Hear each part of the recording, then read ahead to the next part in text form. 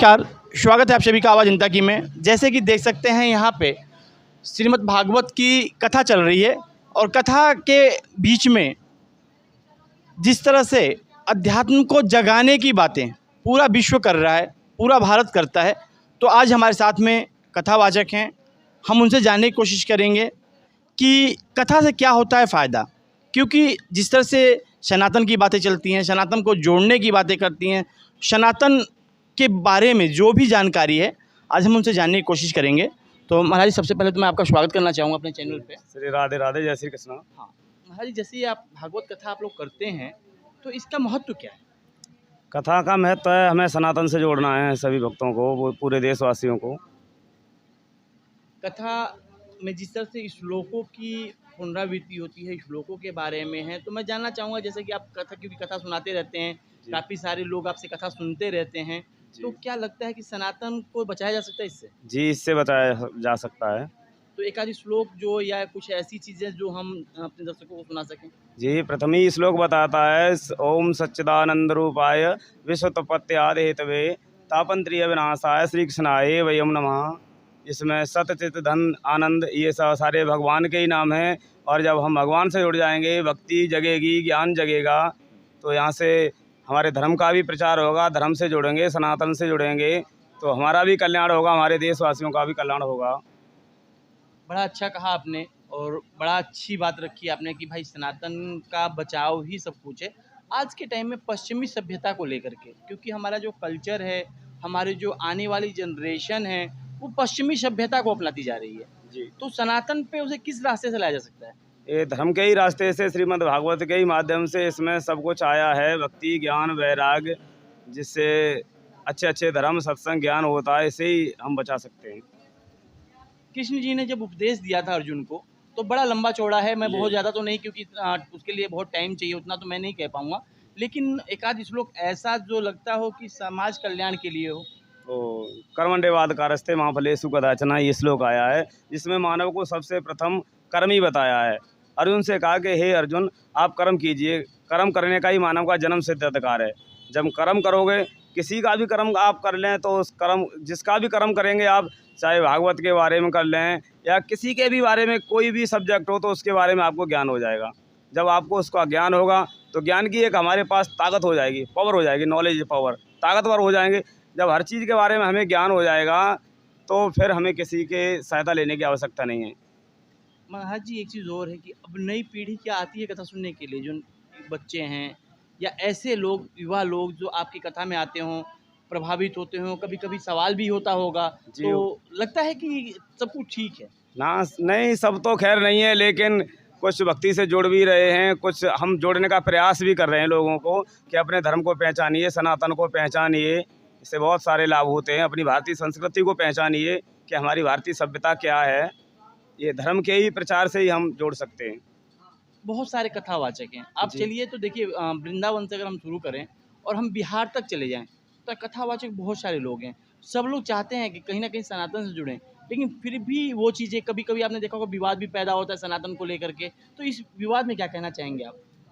तो धर्म के कार्य होते हैं, वहाँ थोड़ा अधर्म तो होता ही है, और अधर्म के ही साथ धर्म जुड़ा हुआ है। क्योंकि धर्म को, जब पाप होता है तो वहाँ धर्म होगा, और जब धर्म होगा तो पाप होगा, क्योंकि पाप के लिए धर्म ही नष्ट करेगा।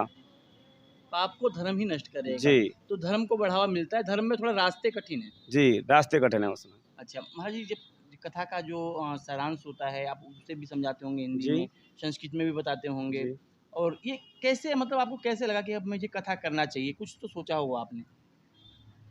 जी, हम जब छोटे थे तो सबसे पहले हम अपने गांव में कीर्तन हुआ करते थे, हुँ।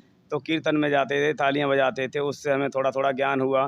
फिर हमने सोचा कि चलो इस लाइन से जुड़ें, सनातन से जुड़ें, सनातन से जुड़े, कीर्तन प्रेमियों के साथ जुड़े। हुँ। फिर उसके साथ में हम थोड़े अपने ग्रेजुएशन में गए। ग्रेजुएशन के बाद पोस्ट ग्रेजुएट भी हुए। उसके बाद में हमें लगा कि ये सब कुछ सही है, ये इसमें धर्म को अपनाना अच्छी बात है, तो हम धर्म से जुड़ गए और यहाँ तक आ गए। आज धर्म और जाति में पूरा देश बँटा हुआ है। जी, आपने देखा होगा, मैं जातिगत बातें नहीं करूँगा, क्योंकि मैं तो फिर एक बार ज़रूर चाहूँगा कि मैं सनातन के मंच पे सनातन की ही बात करूँ। जी, लेकिन ये जो जातियों में लोग बाँटते हैं, धर्मों में लोग जो बाँटते हैं, ये गलत नहीं है। ये उनकी मूर्खता है, गलत है। गलत। क्योंकि आप सोच लीजिए, चाहे हिंदू हो या मुसलमान हो, चाहे सिख हो या ईसाई हो, लेकिन ये अपने अपने को अपने ये धर्म के ठेकेदारों ने ही हमें अलग कर दिया है। वैसे तो हम अगर कोई बंटवारा हम चाहें तो नहीं कर सकता। जैसे हमारा गगन है, इसका कोई बंटवारा नहीं कर सकता, इसका रंग भी एक है। हमारा हिंदू मुस्लिम सिख ईसाई आपस में है भाई भाई। ये हमारा चैलेंज भी है, चुनौती भी है कि इस खून के रंग को भी कोई अलग नहीं कर सकता। चारों भाइयों का खून भी एक है। एक है। जी। लेकिन फिर भी आपने देखा होगा दूसरे समुदाय के जो लोग हैं अधिकतर सनातन को लेकर के, खास तौर से हिंदू रीति रिवाजों को लेकर के, पद्धति को लेकर के कटाक्ष होती रहती हैं। वो नहीं होनी चाहिए ना। वो उनकी समझ है, लेकिन सबका परमपिता परमेश्वर सबका एक ही है।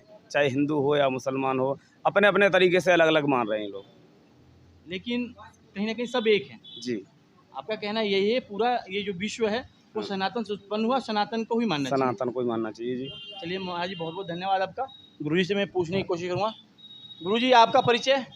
मेरा गांव सुजावली शोरूम शुक्र क्षेत्र जिला कासगंज, जी राजेश प्रसाद आचार्य जी। मेरा नाम है। हाँ महाराज जी, जैसे कि आपके मंदिर में एक कथा हो रही है, हाँ तो जी। हर बार होती है या अभी शुरुआत की है इसकी? नहीं होती है, कभी कभी होती है, हर बार रोज तो नहीं होती है, कभी कभी होती है, साल में 2 साल में। और कथा होनी बहुत जरूरी है, कथा होनी चाहिए। कैसे होनी चाहिए? कथा को मानव नहीं सुनता है, कथा ईश्वर ने भी सुनी है, और कथा से सब दुख दूर हो जाते हैं। कथा के देखो, एक रामचरितमानस में चौपाई है 2-3 कि वेद पुराण वशिष्ठ सुनावें, सुने राम मन में सुख पावें। तो राम की कथा को राम ने भी सुना है। दूसरी बात एक और है, सीता जी जिस समय लंका में बैठी थी, उस समय रामचंद्र गुण बरने लागा सुनुख भागा। हनुमान जी ने केवल राम कथा ही सुनाई वहाँ पर, और राम कथा से सीता जी का सब दुख भाग गया। तीसरी बात देखो, तीसरी बात लिखा है रामचरितमानस में, शंकर भगवान को हम ईश्वर मानते हैं, तो शंकर भगवान ने भी कथा को सुना है। एक बार शंभु मन माही शंभु गए, एक बार त्रेता युग माही शंभु गए कुंभजर सिपाही, संग सती जग जनन भवानी, पूजे उड़ीस अखिलेश्वर जानी। तो पूरे परिवार के सहित, मैं बच्चों के सहित, पूरे परिवार के सहित कथा में आना चाहिए। बच्चे थोड़ा डिस्टर्ब करते हैं, उनको बहुत ज़रूरी है कथा में लाना। कैसे कि वो हमारी संस्कृति, हमारे सनातन धर्म को ये पहचानेंगे। हमारे माता पिता यहाँ जाते थे, ये काम करते थे, तो वो बच्चे आगे को करेंगे। और मुझे दिख रहा है कम से कम 15 साल से, मैं देख रहा हूँ 15-20 साल से, कि हमारा युवा सनातन से जुड़ने की ज़्यादा कोशिश कर रहा है। और ईश्वर की ही ये कृपा है। जब तक ईश्वर की कृपा नहीं होती है, तब तक कोई भी कार्य आगे को नहीं बढ़ता है। और सनातन धर्म पर ईश्वर की ही कृपा है। ईश्वर ही धर्म की दोबारा स्थापना करना चाहते हैं, और होगी, मुझे विश्वास है 100%। ये मैं कहता हूँ इस बात के लिए। बड़ा अच्छा लगा महाराज जी, आपने बहुत सारी चीज़ों पर बड़ी अच्छी बात कही। और मुझे लगता है कि पूरे जो भी हमारे चैनल देखने वाले हैं, बाकी लोगों को जरूर सुनना चाहिए, जरूर सनातन को अपनाना चाहिए। एक चीज़ और आती है, दूसरे धर्म के लोग हमारे धर्म को लेकर अक्सर मजाक बनाते हैं।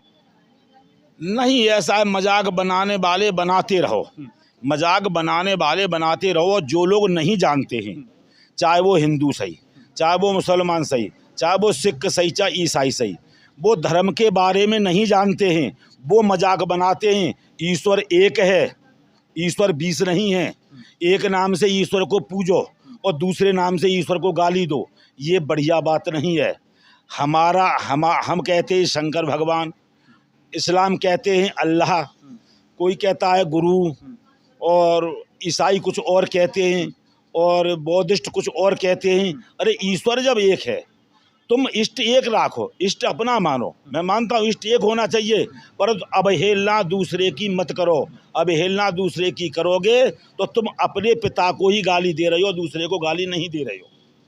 ये मेरा मत है। अच्छा, यहाँ के जो लोग हैं, जहाँ आप रहते हैं, इन लोगों के लिए कोई संदेश या कुछ छोड़ना चाहेंगे कि भाई लोग मंदिर में आएँ, पूजा पद्धति को अपनाएं, कुछ आप अपील करना चाहेंगे? हाँ, मैं यहाँ की बस्ती से अपील करता हूँ, सत्कर्म करना सीखे। और सत्कर्म करने का सबसे पहला कर्म है मंदिर में आना।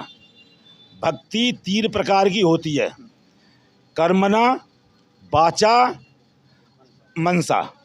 सबसे पहली भक्ति है कर्मणा। कर्म करना सीखो, कर्म करना सीखो।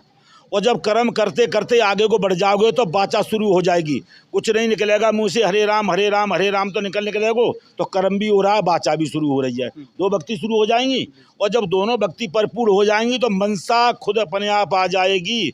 और जो जाति के ऊपर उंगलियां उठाता है, धर्म के ऊपर उंगलियां उठाता है, यदि जाति में दूषितता मानते तो राम सबरी के झूठे बेर कभी नहीं खाते।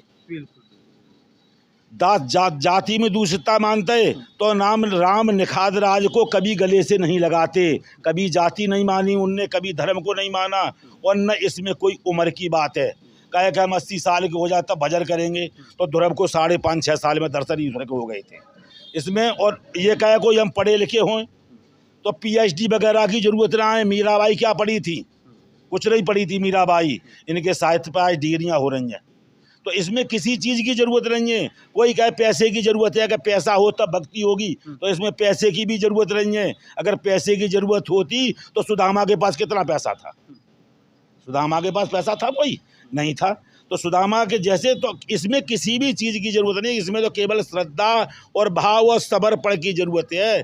केवल मन को ईश्वर के प्रति समर्पण कर दे। ईश्वर जो है तो तू है, हम तो तुझे ही जानते हैं। पिता माता भाई बंधु सखा जो भी है वो तू है। हम गलत कर रहे तो तू जान, और अच्छा कर रहे तो तू जान। उसी को समर्पण कर देना चाहिए। तो लोगों को मंदिर आना चाहिए। आने वाली अगर जनरेशन को बचाना है, अध्यात्म से जुड़ना, तो मंदिर जरूर आना चाहिए। मंदिर को जब तक मंदिर पर नहीं आएंगे तब तक आगे को कैसे मालूम पड़ेगा हम क्या कर रहे हैं, क्या और आना चाहिए। और छोटे छोटे बच्चों को जरूर लाना चाहिए। वो देखेंगे हमारी मम्मी 1 लोटा जल चढ़ा रही हैं, हमारे पापा 1 लोटा जल ऐसे चढ़ाते, तो हम भी उसी हिसाब से चढ़ाएंगे। बच्चे को जरूर लाना चाहिए साथ पूजा पद्धति में अपनी में। चलिए महाराज जी, बहुत सा चीज़ क्लियर हुई। एक चीज़ और जानना चाहूँगा, जो ये अभी आपके यहाँ जो हो रहा है, जो आयोजक कर्ता लोग हैं, उनके लिए कुछ संदेश कि भाई आने वाले टाइम में और अच्छा कराना चाहिए? हाँ, उनके लिए उनने बहुत अच्छा काम कराया है। बस्ती में ऐसा काम होना चाहिए, जल्दी से जल्दी होना चाहिए। ये तो बहुत समय बाद काम हुआ। मैं तो कहूँगा पैसे का अभाव है तो 1 साल बाद करा लो, अन्य जल्दी है तो 6 महीना बाद करा लो, 1 महीना बाद हो जाए तो और बढ़िया है। ये काम होना चाहिए, इससे कि बस्ती को जागृत होना चाहिए। इससे बस्ती जागृत हो जाती है। अध्यात्म का ये बल है, मतलब जागृत करना। हाँ, कथा सुनाना, कथा सुनना, ये बहुत ताकत है अध्यात्म में। हाँ, कथावाचक जो महाराज जी हैं उनसे भी हमने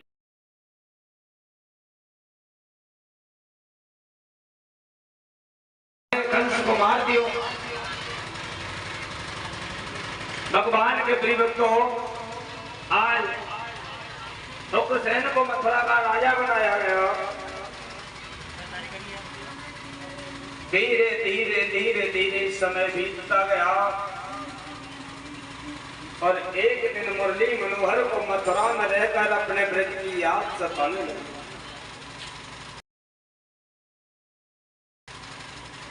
नाना प्रकार से रह करके अनेक लीलाएं की, और वहां भी उनके एक परम मित्र हुए जिसका नाम उद्धव जी है।